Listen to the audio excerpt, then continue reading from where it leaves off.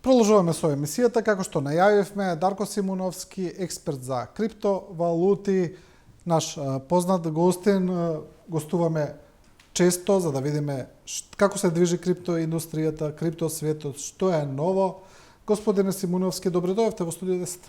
Добре ве најдов, мило ми е што сум повторно во студио тука кај вас и благодарам уште еднаш за поканата и поздрав до сите гледачи.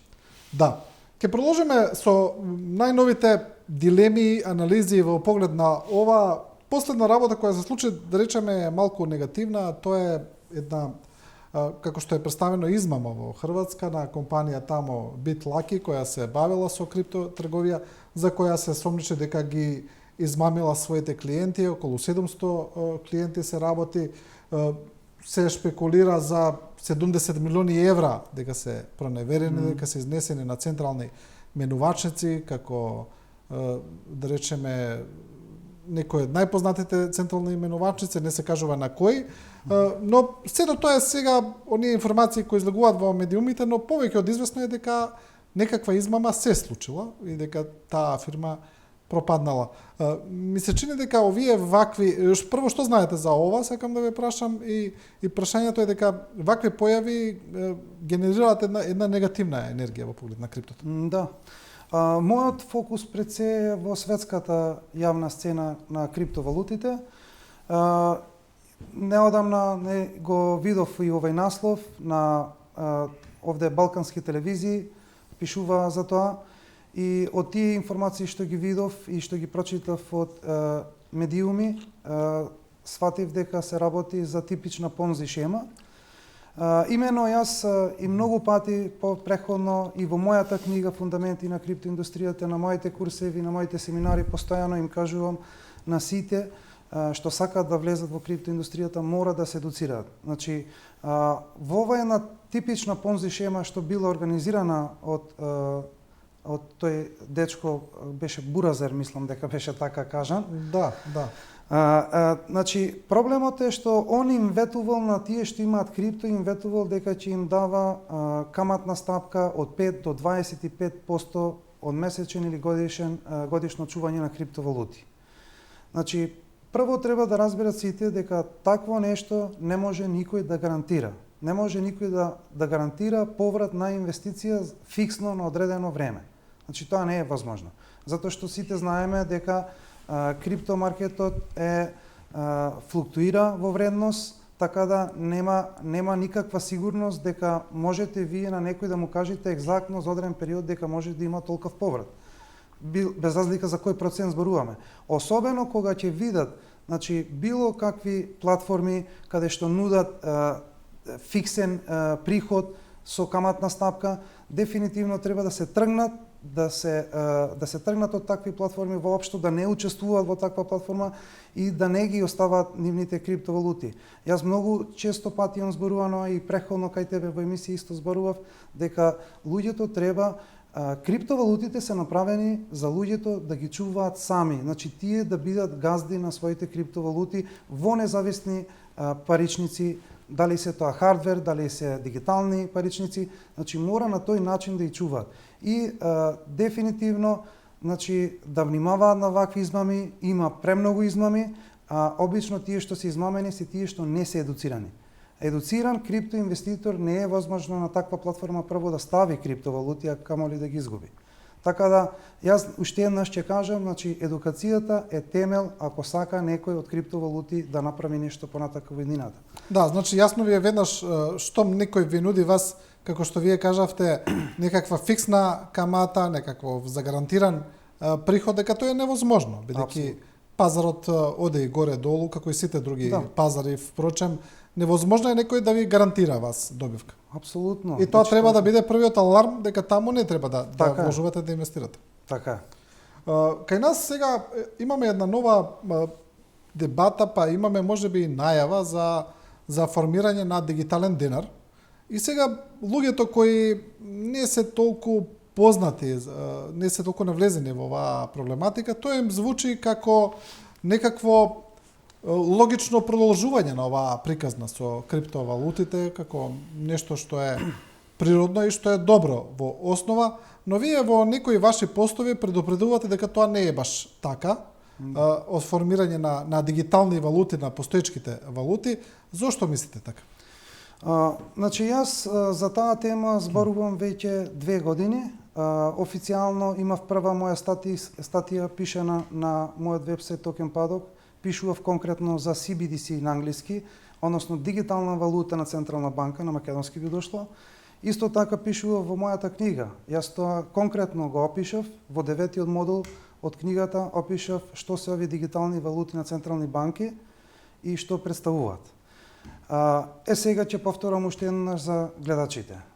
Значи, дигитална валута на Централна банка не се тоа дигитални пари како што централните власти ширум светот милуваат да кажуваат дека тоа се ново дигитално евро.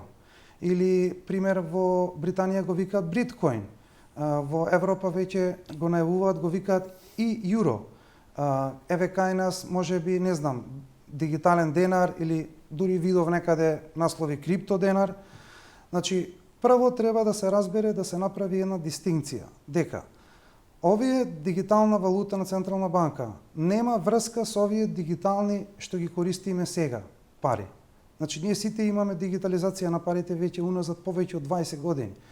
Значи, не станува овде збор за дигитализација, туку трансформирање на дигиталното. Што значи тоа? Овие пари, така наречено, ќе бидат токени што се програмибилни.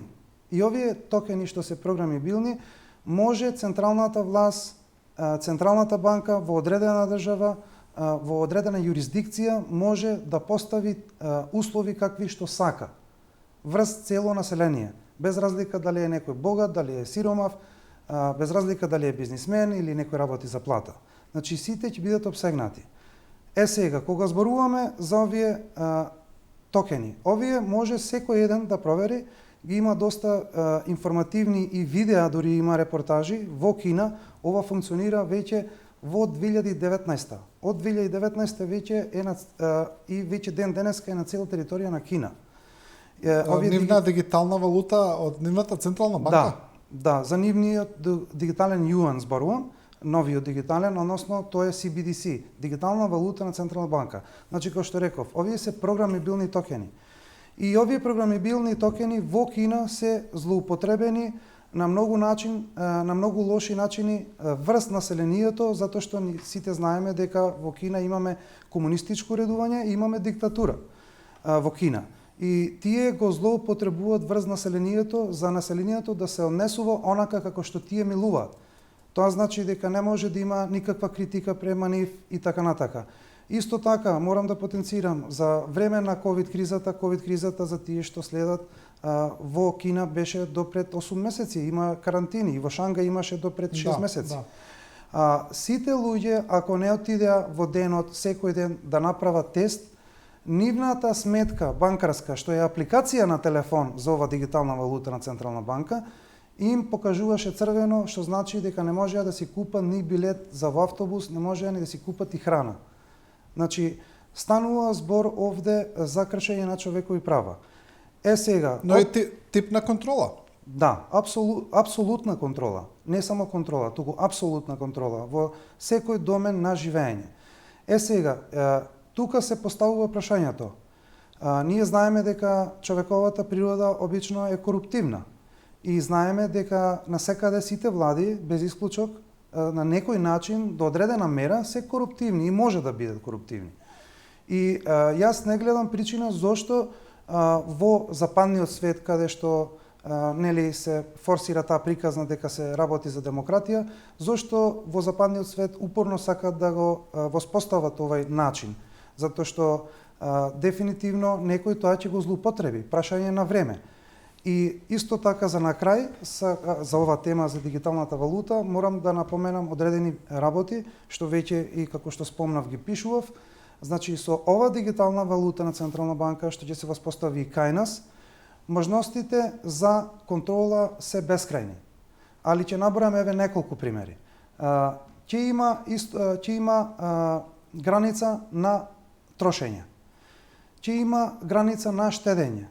Значи секој не може да има штедни долгови, пример во Кина тоа го има, тоа се вика како горење на токени, значи во одреден период имате рок кога да ги потрошите вашите пари. И тоа сето тоа е ради добро за економијата, да имало повеќе cash flow, нели, да има повеќе финансирање. Сега, значи тоа се работи исто така, морам да напоменам, има и веќе има воспоставено граница на географско трошење. Значи каде ќе можете да ги трошите вашите пари.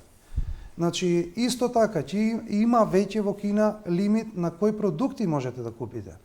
Така да јас не гледам причина зошто некој не би го злоупотребил и во западниот свет, вклучително и кај нас во Македонија. Добро, кога зборуваме за ова, еве за дигитализација на постојните валути или за дигитални валути на централните банки, прашањето е дали е тоа невозможно да се избегне, бидејќи во поглед на дигитализацијата на дигитализацијата и па и на парите.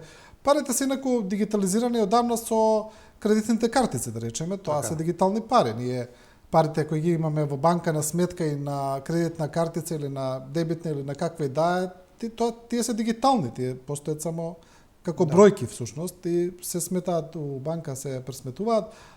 Тоа не е ново, но да речеме за дигитална валута, налик на биткоин или на било која за гледачите да им биде појасно, дали централните банки се приморани да еден таков чекор во поглед на целата технолошка револуција и напредок? Дали нема начин да го избегнат тоа? Тие мора да ги дигитализираат во таков поглед, да ги токенизираат, ајде да речеме, централните валути. Видете, значи одлично прашање, добра поента. Значи, тие самите јавно кажуваат, ММФ многу пати јавно кажа дека се буквално исплашени од биткоин и од криптоиндустријата, затоа што биткоин и криптоиндустријата представува нешто диаметрално спротивно од тоа што тие сакаат да го наметнат на цело човештво во цел свет. Значи, криптовалутите, биткоин начело, пред се биткоин морам да потенцирам, е тотално децентрализирана валута, криптовалута. За разлика од овие што се централизирани, што ќе бидат на централизиран леџер. За разлика од криптовалутите што постојат на блокчейн. Секој од секаде може да пристапи, нема никаква цензура, секој може да разменува било каква вредност за било што. И нема никаква цензура. И исто така, сите што постојат како мајнери, како валидатори на други мрежи, тие се должни и со тоа добиваат награди, но меѓутоа наградите ги добиваат затоа што тие осигуруваат мрежата. Така да, пример една мала споредба да направиме, кога гледаме една дигитална валута на Централна банка, пример конкретно еве Кина како најпозната, најголема земја што веќе одамна го има имплементирано, значи тука постои надцентрализиран леџер. Значи тоа е буквално следено и контролирано само од група на луѓе, групација на луѓе, од банката ни на властите. За разлика ваму кај криптовалутите никој нема никаква контрола, поготово за биткоин морам да потенцирам. Значи кај биткоин нема никој контрола. Значи буквално тоа е комодитет како злато. Златото нема една држава или една власт контрола. Тоа се рудари на секаде во цел свет, секој може да го поседува и така натак и да го разменува. Така и биткоинот. Така да тоа мора, значи затоа сакав да го прецизирам, тоа се тотално диаметрални работи и токму ради тоа централните банки се исплашени затоа што ќе изгубат доминацијата нивна врз населението. И односно ќе се случи на природна економија, односно децентрализирана економија, слободна економија. Кога имаме ние слободна економија, тоа го има и во економијата, кога некој учи, има слободна, чиста економија се вика, но меѓутоа тоа постои само во теорија. Единствено нешто што го возможува моментално е тоа само биткоин. Значи на некој начин во една мал маркет капитализација која гледаме цел финансиски пазар во цел свет. Така да, значи дефинитивно они стравуваат од тоа и дефинитивно централните банки сакаат да воспостават тотална контрола врз населението и на монетарниот систем. Односно на ова наснова ова затечена, да речам, економија што постои преку 300 години, значи ова што го живееме денес веќе постои 300 години, економијата секаде во цел свет се базира на долг. на долг и на кредити. А ова е сосем обратно, така да тие сакат да ја задржат само во друга форма. Дали е проблем за дигиталните валути, за криптовалутите? Еве доколку вие во Македонија, еве земаме пример, бидејќи сме тука, се решите да станете целосно финансиски независни, да инвестирате во криптовалутите и да користите само криптовалута, но тоа е невозможно само по себе. Вие секогаш во одреден момент мора да ги смените за традиционална валута, без разлика дали кога ги купувате или кога ги продавате за да купите добра и услуги понатаму, вие сепак мора да дојдете во контакт со реална валута. Да, тоа е секако, значи јас морам да потенцирам да не ме свати некој погрешно, јас не сум против властите, не сум против централни банки, значи напротив, јас сакам, значи со ова на некој начин мал мој придонес, сакам да им помогнам да разберат дека ова постојна економија, значи што е кажав, има потреба од од криптовалутите. Има потреба затоа што во случај кога тие ќе работат и ќе функционираат во симбиоза заедно, тогаш ќе имаме максимален ефект на економијата и на животот на сите, на граѓани, исто така и компаниите. Затоа што ние веќе имаме примери во држави во светот каде што има многу добри регулации за криптовалутите. Тоа не значи дека тие се откажале од своите, еве ќе го спомнам Дубај. Моментално 70% од најголемите фирми во криптоиндустријата се стационирани во Дубај. Зошто? Затоа што Дубај донесле паметни регулативи за напредок на државата. Затоа што ние не можеме да имаме напредок на државата ако отфрламе технолошка иновација. Не можеме ние технологијата што е буквално иновација и што презентира слободен пазар да ја отфрламе. Ние треба да ја прифатиме и да ја регулираме. Затоа јас на повеќе наврати еднош и претходно кај тебе на интервју спомнав, значи треба да се донесне на робусна законски решенија во Македонија. Јас им стојам на располагање за било што, дури за изработка ако треба и за блокчейн. Јас ги имам и програмерите, сите конекции и врски што се потребни за тоа да се направат. И да донесиме, ако некој навистина во државата сака да има транспарентност и демократија, можеме ние да донесиме преку блокчейн, затоа што во блокчейн нема лаги. Но исто така, јас немам против да се донесе дигитален денар, може да се донесе, но меѓутоа мора да се направат регулативи за криптовалутите и тие заедно во симбиоза да функционираат за добро на општеството. Значи тоа е најбитното. Европскиот парламент во април годинава донесе еден закон со сеопфатни мерки за регулација на криптоиндустријата. Да.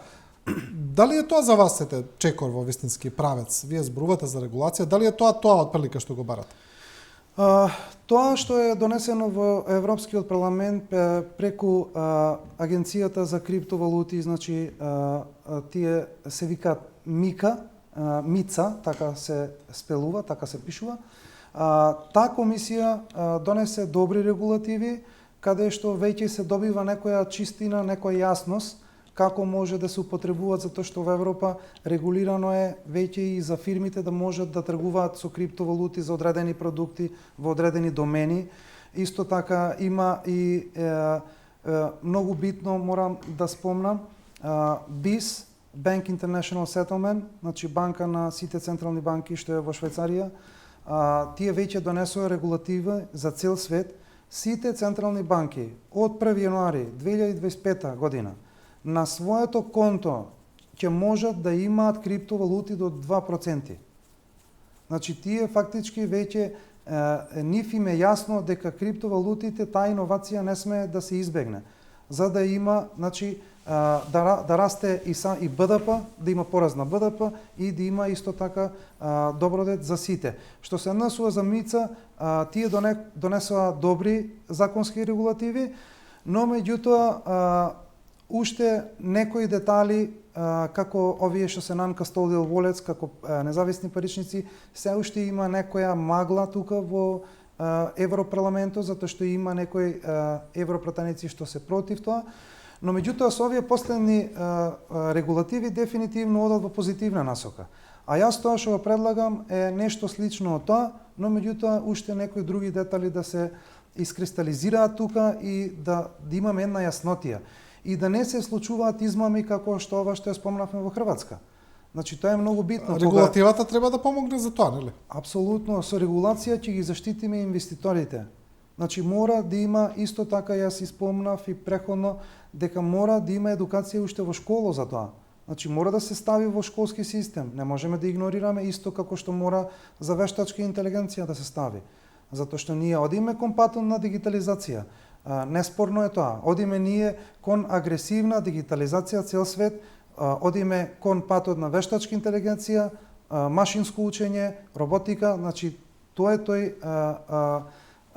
патокас каде што веќе ние го имаме сите и одиме таму, но меѓутоа исто така мора да се дозволи на децентрализираниот свет заедно да коегзистира со централистичкиот уреден свет. Значи во тој случај ние ќе имаме благодет и демократија, никако поинаку.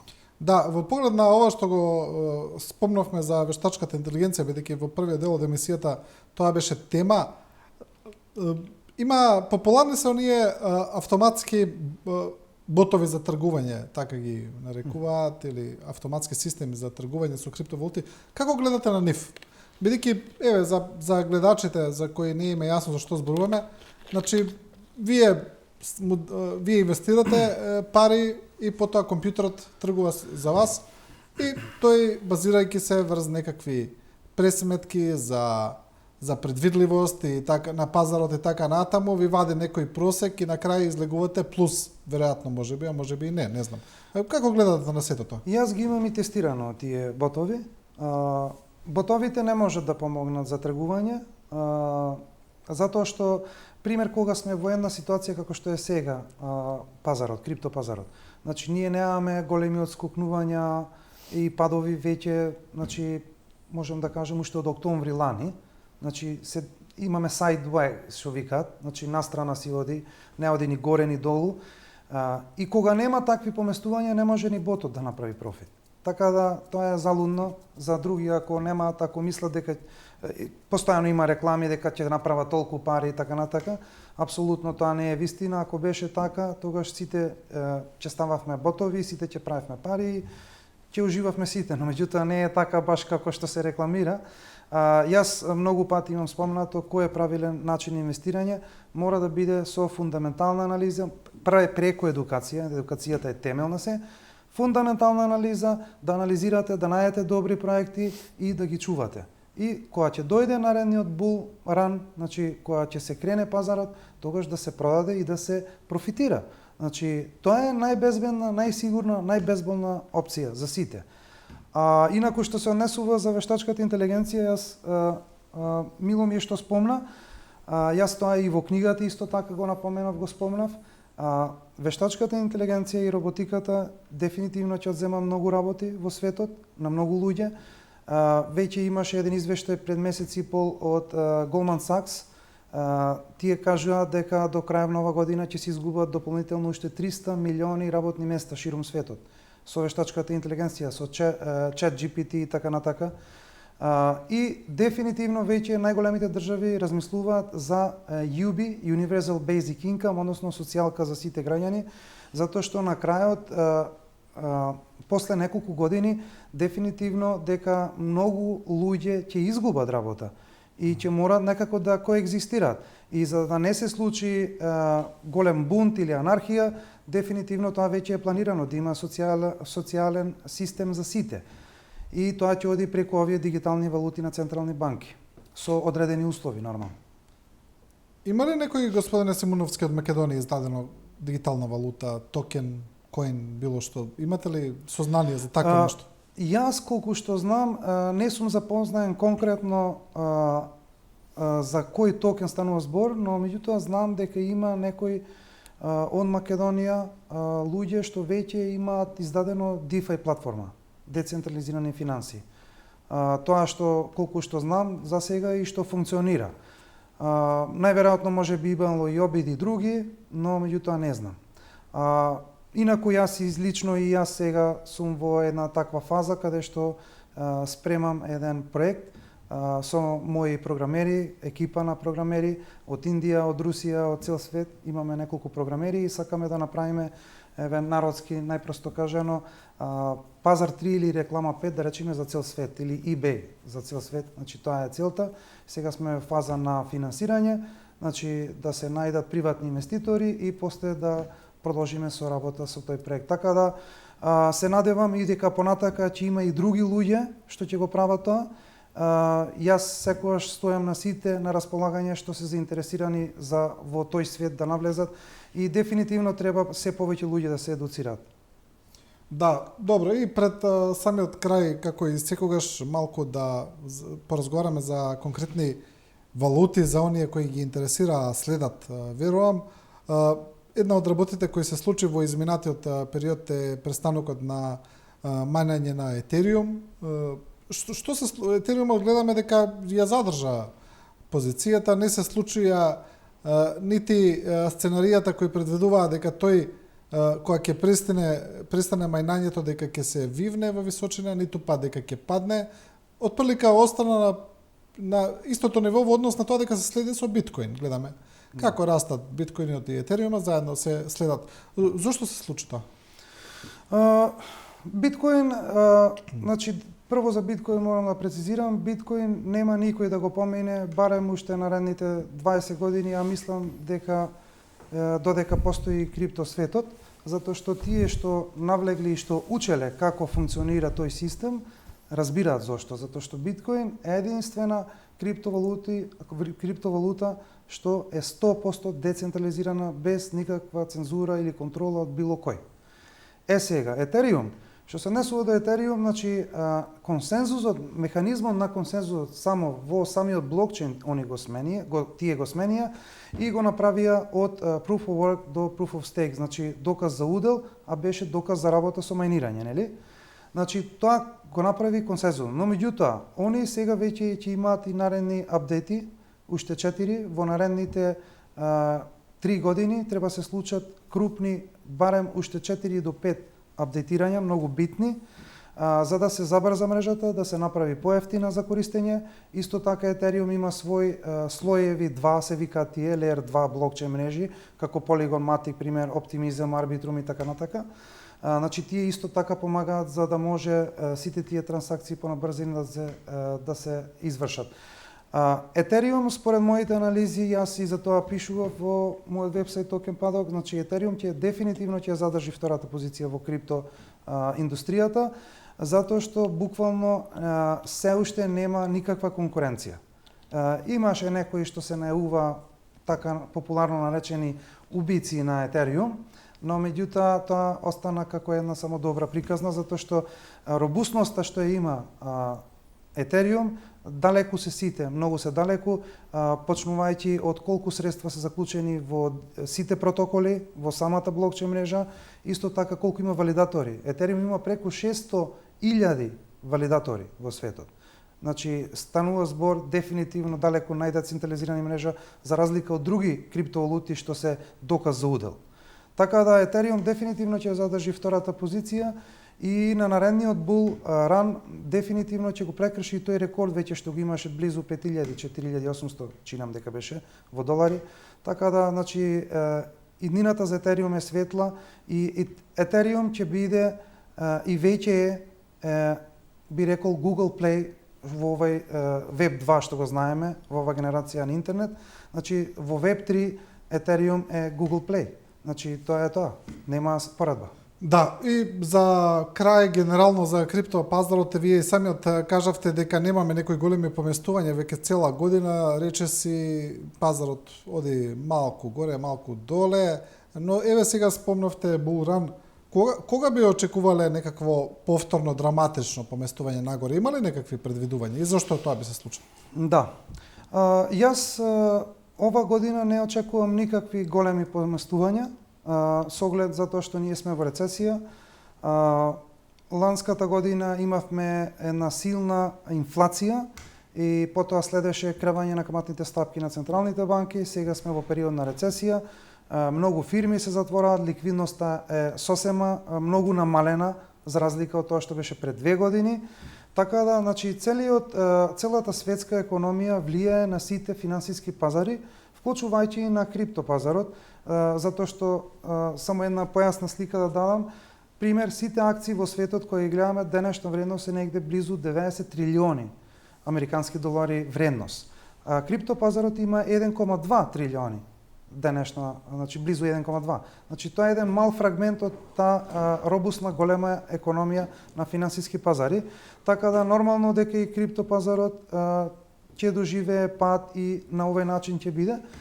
Но меѓутоа дефинитивно ќе има качување на сите финансиски пазари, но можеби ако ја пребродиме ова рецесија, ако веќе имаме, што би рекле на Пауел од ФЕД што кажува за лендинг, најверојатно ќе имаме хард лендинг, ќе имаме груба рецесија, далеку е тоа од това криза што мислат луѓето дека завршила, веќе големи банки пропадна и уште многу големи банки ќе пропаѓаат и дефинитивно после тој еден период ќе може да има консолидација на економијата, да се стабилизира инфлацијата и да почна каматните стапки да се намалат и да има квантативно олеснување од централните банки, што значи ќе има многу повеќе пари во промет, пуштени во финансиските пазари, што верувам би се случило негде од средината на 2024 година.